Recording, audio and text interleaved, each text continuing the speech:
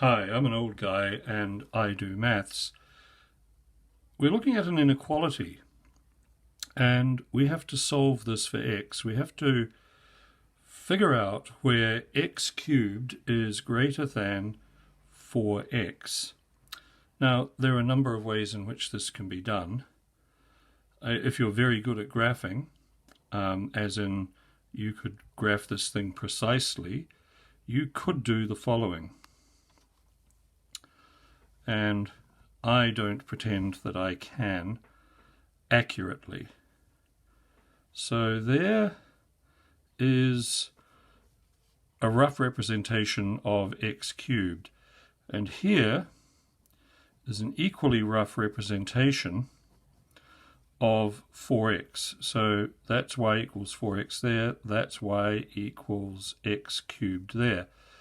And the question is, where is this greater than this? Well, you can see that beyond this point, x cubed is greater than 4x. And from this point to whatever point this is on the x-axis, the same is true. Now, you'd have to be fantastically talented at drawing this to figure that out. You could enter these into your calculator and you could find the points of intersection, and from that you could work out a solution for the inequality. But that's not what we're going to do. We're going to do a couple of things pretty much side by side, but eventually what I will do is I will show you a graphical solution for this. Okay, so let's get to work. We have x cubed is greater than 4x, so therefore x cubed minus 4x is greater than 0. This is just algebra. And now what I'm going to do is I'm going to take out a common factor, and what I get is the following. Now immediately I can see that one of the factors is x equals 0. So I'm just going to note that there. And then I'm going to factor this equation here. And this is the difference of two squares, or a perfect square. And it factorizes as so. Sorry, that's a 2. Okay, so we have a factor here, a solution here. Did I call that a factor? That's a solution. And two factors, which yield the following solutions: x equals 2 and x equals negative 2. Now, remember, we're dealing with an inequality. So what I'm going to do now is I'm going to graph this as if it were a function that equaled y, and this is what I get.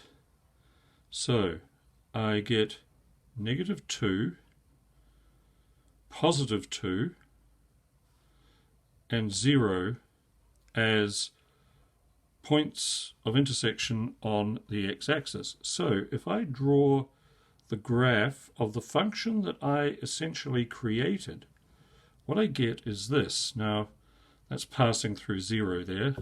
Forgive the rough work. So this is x equals negative 2 here. This is x equals 0 here, and this is x equals 2 here. And the question is, essentially, when we look at this, where is this thing, this function,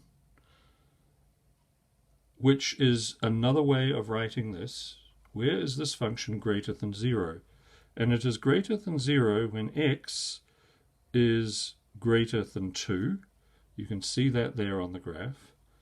It is greater than 0 when x is between negative 2 and 0. And those are our answers. X cubed is greater than 4x when x is greater than 2, which is this point here as it turns out. it is greater than 4x when x is between 0 and this point here being negative 2. So essentially what we did was we combined these functions into one, graphed it, solved the function as if it were an equality, not an inequality, and from the graph we could see what it was we needed. X had to be greater than 2, or it had to be between 0 and negative 2. Everywhere else, this function is negative. I hope that made sense to you. If it did, and you found it useful, please think about liking and subscribing, and I will see you next time. Bye.